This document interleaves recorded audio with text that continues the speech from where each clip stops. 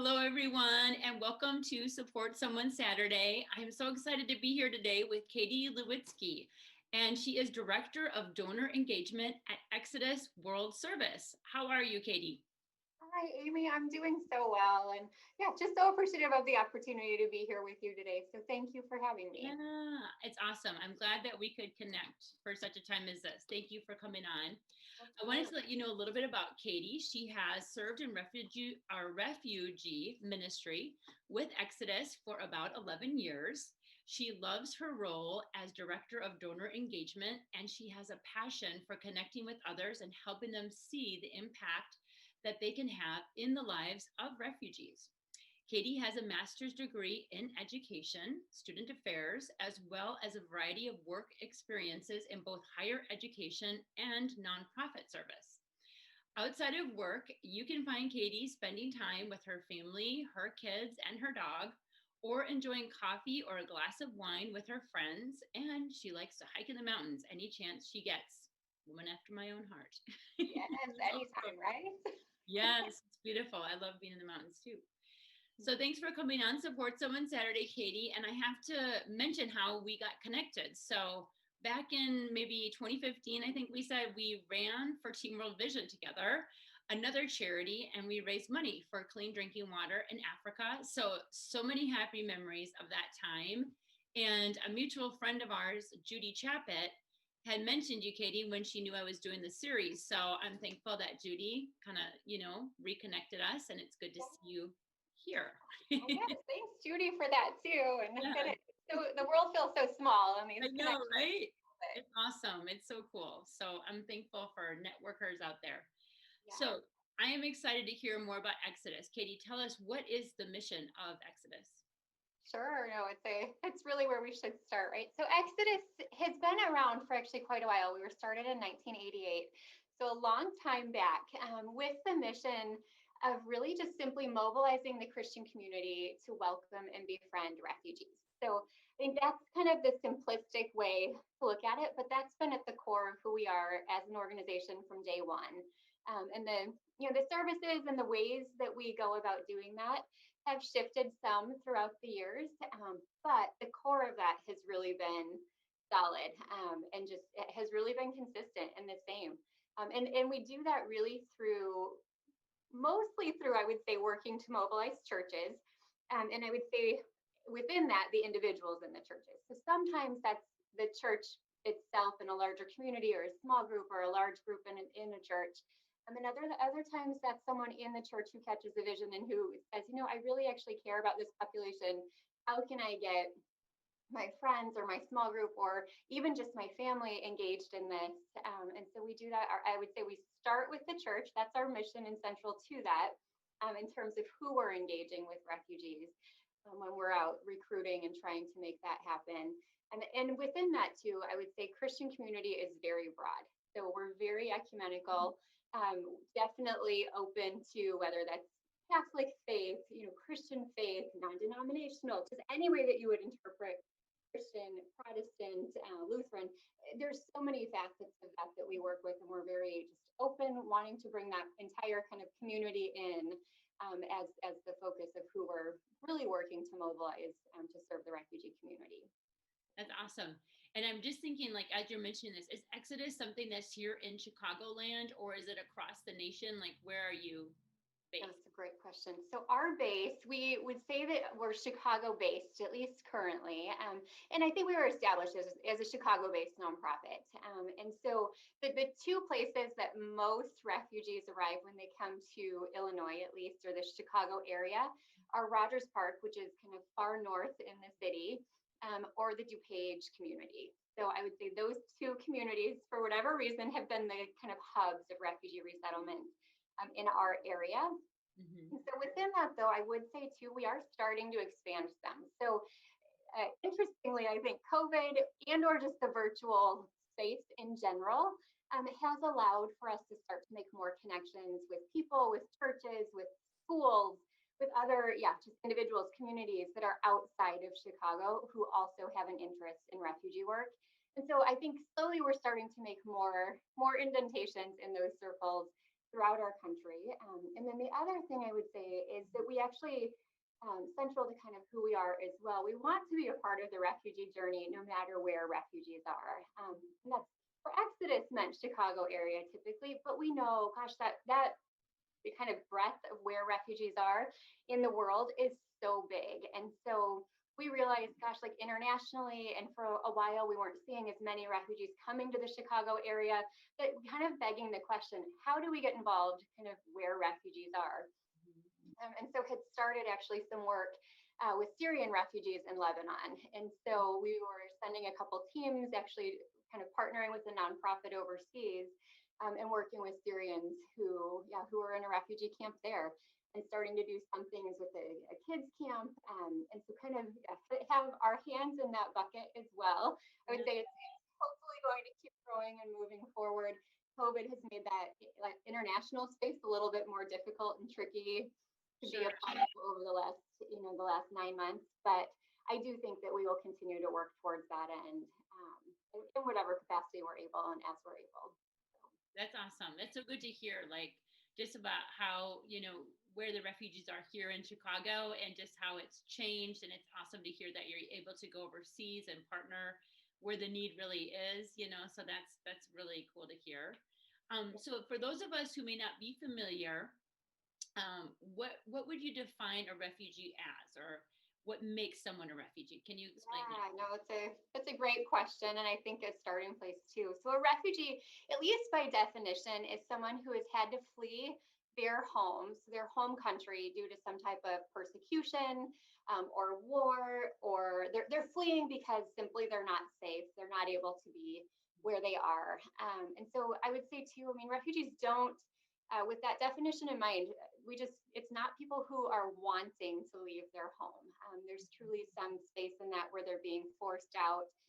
It's not something that they feel like, for very legitimate reasons, it's not something in a home that they can go back to. If you were to talk with refugees too, I mean, their desire is to be home, and it's simply not practical. It's not safe, and so they can't do so. So that's by definition who refugees are. Okay. And yeah, there's actually the one kind of interesting note in that there's over 26 million, or right around 26 million refugees in the world right now, which is it's a huge number. I feel like very startling statistic when you realize that just how many people there are that are actually have a refugee status. And in the other space of that, there's a lot more people who are actually displaced, or who don't have a home also, but by definition, refugees have actually been given that status. So they've created kind of this process where they've shown that they don't have a space to go back to. And so that's who refugees are. That's really hard. I'm just like, hearing you mention this. And I think even just at our church, we go to Willow Creek, mentioned, I think this past weekend, they shared a refugee story, about someone had to leave. It was a country in South America. It might have been like Venezuela or somewhere. And there was like a civil war, and it was very dangerous. And so, yeah, they had to leave. And just the sadness of that, and it was like he had to leave like his grandparents and the farm, and he still wants to go back to this day. And he's been here for like 30 years and he plans to go back. So I can't imagine being forced out, but to live in a dangerous situation would be so scary. It's kind of like a life and death situation, right? Like you have to leave because otherwise you might not make it. But the sadness of leaving everything and having to start over, I can't imagine what that would feel like. It's one thing if you want to leave and you're prepared to leave, but another thing when you're totally not even wanting to leave, and maybe you're not prepared, or you don't even have the money you need to get set up again. Yeah, I'm sure. You don't. And it is, you're right. Like it is often those super quick moments, or, it is the middle of a civil war, or there's unrest, or your family has been persecuted so much that, you literally are now at the space where you have to move to somewhere different. And then that somewhere different is like, okay, so do you go to the neighboring country? Likely. And then from there, you're in a refugee camp, and life there, I mean, you took, whatever bag that you had with you. And we often, some of our trainings and things that we'll take people through kind of walk through this process and this envisioning of what would you take if you were in a refugee shoes, and you had to leave your home in a matter of minutes. And how do you move forward in that, and what does that process actually look like? And it is, yeah, it's very heartbreaking. And I put myself in those shoes sometimes, and I'm like, it's, I don't know, what we have as comfort here, Yes. or as what we feel like is our own security or our home, or what we're, like even the access to food and medical care and these things that we need, in our minds, need to survive. They're just not a readily available thing for so many people in this world. Yeah. That's so interesting to paint the bigger picture. I'm kind of like, this makes me think of a question like, how are you as an organization like practically meeting their needs? Like, how do you come alongside the churches? Like, are you doing like helping them get like their first place to live? Or I'm kind of wondering how you go Sure. about helping them. No. So Exodus, I think, as a whole. So let me backtrack slightly a little bit too. So when I was telling you our mission is truly to mobilize the church, to Okay. be involved in this space. And so when I talk about that, and we'll kind of joke with people sometimes, okay, so the church is kind of our first client if you're Okay. looking at Exodus organizationally. And within that, we mean, okay, so the church is who we're mobilizing. If we're able to do something well, it's how do we educate, how do we empower, how do we mobilize and kind of gather this group of people to do something and make a difference, for refugees. And so what that then means is, okay, so refugees are kind of this very close second in terms of who is our client and who are we serving. And Sure. so really they go hand in hand. I mean, you can't do the work that we're doing without both, and without people who want to serve and want to be a part of this mission. And yet there is just this huge need. And how do we respond to just the sheer numbers of refugees that do exist? And how do we like possibly have some kind of positive impact in that space? And so I would say it starts with education. And so when we're looking at what is Exodus do, we often kind of one of the program buckets that we would say, or the things that I would say we offer, is this opportunity to learn. And so we have a lot of different programs actually where you can get involved. I would say you can do one of our cross cultural trainings. And that is an opportunity to simply learn more about who refugees are, what they go through, what is their experience, but also just what are some of the cross cultural differences that exist. How do you enter into a relationship with people who come from a culture and who their world is very different than the US world that we live in here. And so kind of walking through some of that process with volunteers before they get engaged, knowing that we don't want to just throw people blindly into this space, without an understanding. And so we start with understanding, start with education. And I would say too, we also have opportunities for simulations. We can get kids involved, or youth groups, or schools. We work with quite often also, but can do some simulations where even what you were mentioning of, gosh, what does it look like? Or you leave with nothing and you walk into that process, and we will kind of do a self or group guided process through, what does that simulation look like? Can you put yourself in a refugee's shoes? And when it wasn't COVID, we would be able to do this in a building. We would have boats and props and things set up where we're actually, role playing you through this process where you're in the refugee, like you started in a camp, and then you're with your refugee family and you're trying to figure out how do you go through this process and possibly make it to another safe place. And so we'll do those types of simulations. I would say education is a huge piece. And then once you have the education, the service opportunity. I mean, this is where we feel like, okay, so once people know and their heart really is there for the refugee community, what is it that we can offer? And we do have some quick onboarding kind of experiences where you don't necessarily have to go through all of that training to be part of the mission too. And so we do quite a bit of service right now, we're doing kind of a care pack program where there's a lot of focus on grocery care packs, and that's something that has actually come directly as a result of COVID right now.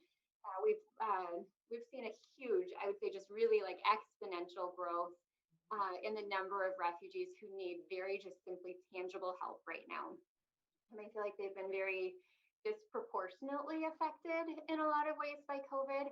And so they've, whether it's that they've been in the US for not long enough to have established a job, or maybe they established a minimum wage job, but then lost it right like just didn't have a longevity where they could keep it. What we were finding is so many refugee families needing that tangible help. And so that's been a large piece of what we're doing currently, is that practical space. But I would say one of the trademarks of Exodus too is that it's really something that we try to do through relationships with refugees and with these families. And so even if we're putting together a grocery care pack, wanting to go and deliver that to a doorstep, right? But then hopefully doing that with a volunteer who's now face to face with masks, with however that works in the time being, actually making a connection with that family. And that's also now kind of expanded this space where these volunteers now are able to connect and are understanding, so okay, what is the needs beyond just food or beyond this very practical, tangible help? What is your family or you really need? And so those conversations are happening. And one of the other kind of big programs that we're doing right now as well, called New Neighbor for Youth. And we are working with students, and really students in the refugee communities who I think we're all experiencing challenges of remote learning right now. And so looking at the refugee community though, in that context, and these students who kind of got thrown into that, where it's even, I look at my own kids and I'm like, okay, it's a challenge enough for my own kids who have parents who are educated and who understand technology at least somewhat, but who we have these challenges now to do school well. And I feel like that space has been kind of just an added increase of challenge for the refugee community. And so this program where we're doing New Neighbor for Youth is connecting volunteers who will have gone through that training then, but connecting them with a refugee student, and then in turn collaborating with that refugees, with their parents and with the school, and kind of being a one-on-one tutor at least every week. And a lot of that's happening like what we're doing right now over Zoom, mostly happening in that type of a setting, but it's providing that support for these students who really need it in this time, and as well then helping parents and these refugee parents who don't maybe have that understanding. There's someone now to ask questions, and there's someone to help kind of guide that process for them and help them engage in a little bit more effective ways. And that's been a great opportunity right now too. So. That's awesome. Thank you so much for explaining, Katie, everything that you do. That really helps to get a greater understanding, of how you're reaching out hands-on. And it seems like you got some really cool programs going on and stuff that's really practical right now, which is amazing. So I'm thinking, say people are watching right now, and they could be an individual, maybe it's a family, or even someone, it could be a pastor or someone that's, in leadership at their church, and they're like, hey, we want to get on board with what you're doing at Exodus. How can we partner with you? How could they reach out? What's the best way to get in touch with you? And with Sure. So you can definitely, I two ways, I think. You can reach out to me directly, which maybe we can throw out my email at some point, sure. Or however that works. I'm not sure. Yeah. But you can also just go to the Exodus website, which is exodusworldservice.org. And from there, you can get in contact with our program staff or with myself. I'm always happy to field questions or to get people connected to the right place in the organization, to get connected. We would love to see individuals, churches, anyone that's wanting to volunteer right now, which is, the need really is big. And so being able to be a part of that in this time, we feel like is something we're looking for. And the other thing I would say too is financially, we know, and I know, at least in my role, I work with a lot of our donors, and I know sometimes there's this kind of on-ramp of ways to be involved in an organization. And as much as I know people often want to volunteer and that's where their heart is, and we want to honor that, we know sometimes, the best fit for people to get engaged sometimes is to be a donor. And so I would say that as well is a great opportunity. And we definitely, any financial support very much goes back to the direct support of these refugees as well. That's awesome. That was going to be my next question. Like, with the pandemic, how have things affected Exodus, and has it affected like your donations, and can you tell us more about that? Yeah, so I do feel like even the programs that I was telling you about, those are more a direct result right now of the pandemic. And so even that, that space has definitely been affected. And they model, I would say that too, they model some of our more traditional programs, and things that we would do when we're in a more normal space. those things will still continue to happen, but we have kind of had to flow with what's happened with COVID right now. So the programmatic impact is there. And then the financial impact, I feel like we're blessed in a lot of ways. We have a lot of people who really are behind this mission and who have stayed true to that and are doing what they can. But that said, too, I talk with people all the time, and I hear our donor stories. I know that people's lives have been impacted by this pandemic, and so it's very real. And I think we're seeing certain people able to step up and do more, and we're seeing other people needing to scale back some, and their finances go to other things, whether that's their family or their kids, or there's other tangible needs where it's happening, and kind of money has had to be reallocated. So there is need, but I feel like we're very blessed. I feel like God is honoring this work and saying, gosh, it needs to continue. And so, we're finding church support, we're finding individual support, we're finding grant support, but there is a need. And the other space too, so I know I've talked a lot about how the church is who we work with, and a lot of that is individuals and churches. But that said too, I know churches are in this very unique space with COVID right now too, and churches aren't gathering in large groups. And so I think with that in mind too, we know so many, if we're looking at it as church units in that regard, we know so many of our partners have been affected. And it's very different to do church from remote spaces than it is in a building and together. So I think churches are wrestling through, what does this look like right now for them, and how do they simply keep their people engaged, let alone really promote these other organizations and needs that are out there. And so I think there is this wrestling right now of how to do both, or what does it look like for churches to take care of what's going on internally first. So I feel like that's a bit of a challenge, but we are finding, and there continues to be, the church obviously isn't a building, and it's not a space that needs to be, one spot to be in. And I think things will kind of pick up big picture at some point again. But COVID has been a challenge across the board. Yeah. I like what you said about how God is just taking care of you all some way. It's like that's how God seems to work, that even when it seems impossible, he will do, the impossible and make it happen for you. And I love what you said too, that church isn't just a building, which is so cool. But we shared at the beginning before we came on here on the recording that this whole Support Someone Saturday was birthed because of the pandemic. So I wanted to get the word out about amazing organizations like yours that are doing awesome things even during this crazy time. And so it's awesome that we can have the online element and reach a lot of people, across the US, the world, that we might not have normally reached just in a church building. So I agree that, hey, the church is a body of people, of believers, and, in ways this is a blessing in disguise. So I hope that, you guys just see things just continue to pick up and increase even as we go into 2021, and, you kind of find that new normal and the new rhythm. And, I look forward to seeing what happens, in the future. So yes, what is, like, I'm thinking, like, just talking about what you do, like, is there a success story you could share with us, like an individual or maybe a family of refugees that have been helped through Exodus?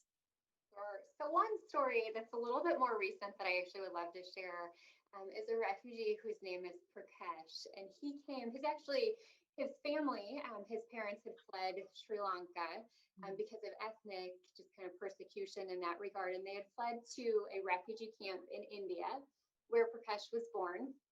And he spent, I think it was 19 years in the camp there. And so really, which also I would say too is not atypical. That's very typical of refugees.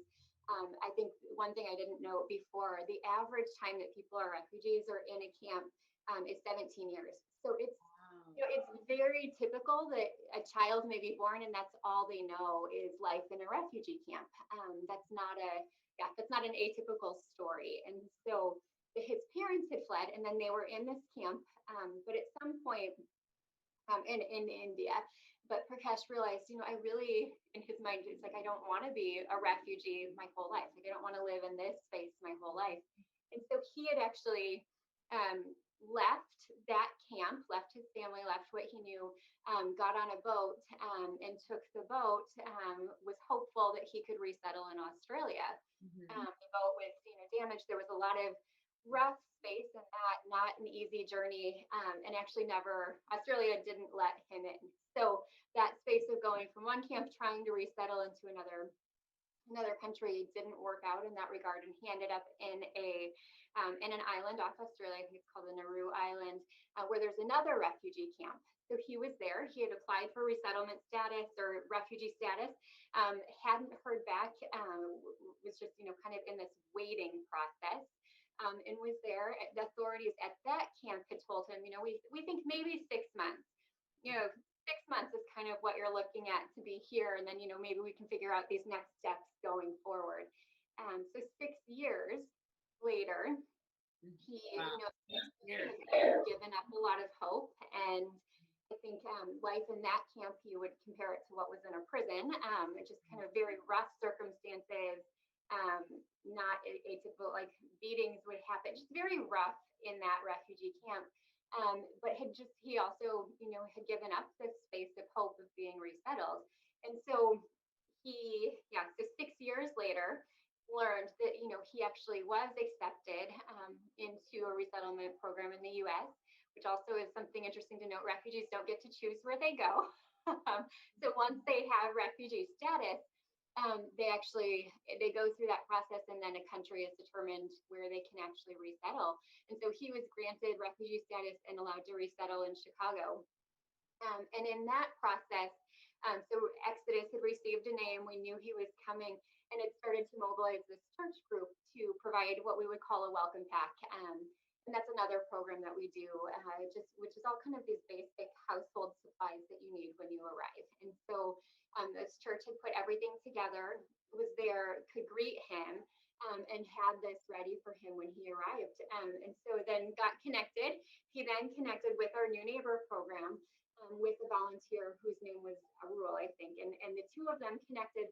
And what fascinates me in this, so Arul actually grew up in India, in the area where Prakash was a refugee, and so knew the language. And so they actually could start to interface and have this connection where they actually could communicate, which I look at and just go, gosh, like this is just such a God ordained moment of how do you connect a refugee who's gone through this massive journey to a volunteer here who they've grown up or have these commonalities, and so connected, and they've been getting to know one another. And I think within even the first, very quickly in Prakesh's time here, one of the things I love about his story is that he said, how do I give back? And he's been part of our grocery care pack program, and coming and helping put supplies together, and wanting to be part of this group that's providing help for other refugees in the community. So he's very much jumped in, been a part of that. He and his new neighbor volunteer Rule have kept this connection going, and have started this friendship where I think both of them feel like this is something that can last a long time. And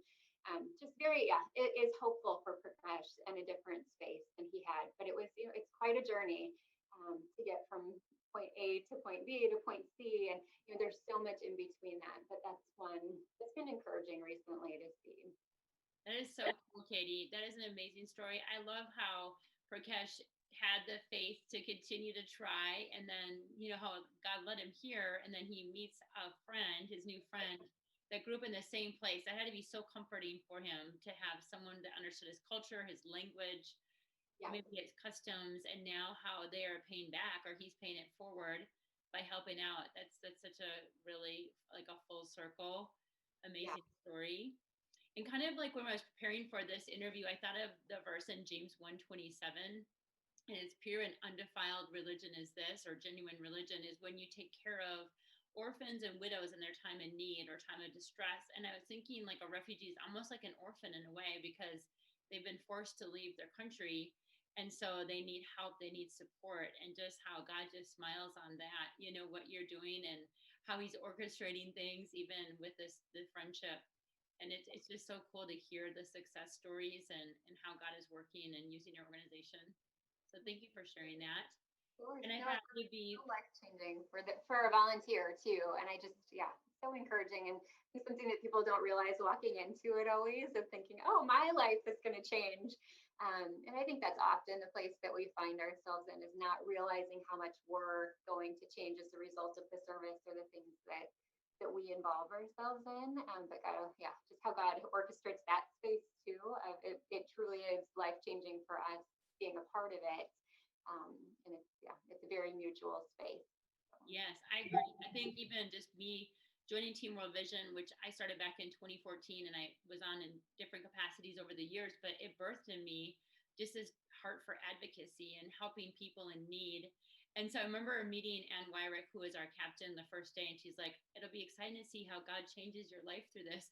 And at first I thought it was kind of a scary statement, but I'm like, wow, like so much has happened that did really start back then. And it's just grown, and now such a desire I have to reach and help different people in different ways. So it's cool how your life changes for the better, and it's amazing to be on the journey, so Yeah. that's good. So tell us one more time, what is the best way for people to reach out and connect with either you or your organization? And if you want to share your email, you can do that, or the website, whatever you're comfortable with.